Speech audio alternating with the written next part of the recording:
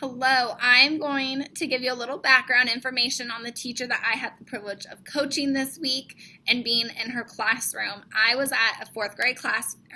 The teacher's name is Miss Garcia. She is a third-year teacher here at Westwood Elementary School. And I was able to get into her classroom and observe a reading lesson through Nearpod, which is a great technology site. She created an interactive lesson for her class that kept them engaged the whole time. She made her vocabulary terms come to life. Her kids were able to transport into time and see inventions way back in time and kind of be able to just really engage in that lesson. And it allowed for differentiation for her high kids as well as her low kids. They were all able to be engaged throughout the lesson.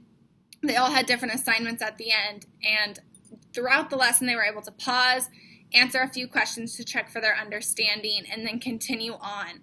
And through that check for understanding, she did a really good job of monitoring those kids and being able to clear up any misconceptions they might have had throughout the lesson. So I hope you enjoy her interview.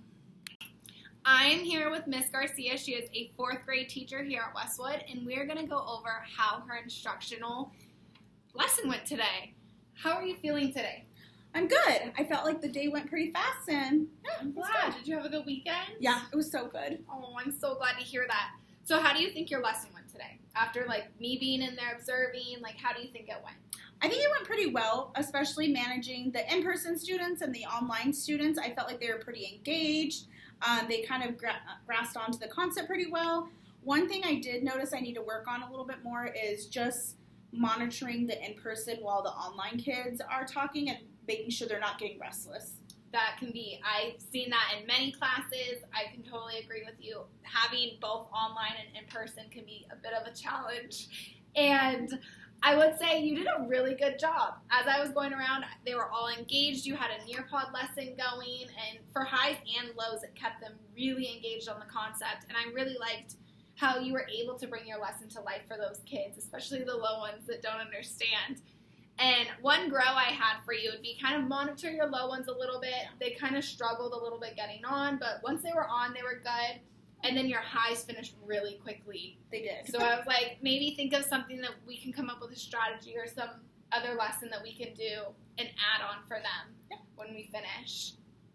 Looking ahead, do you need anything from me? Do you need any extra support or things in the future you need help with maybe?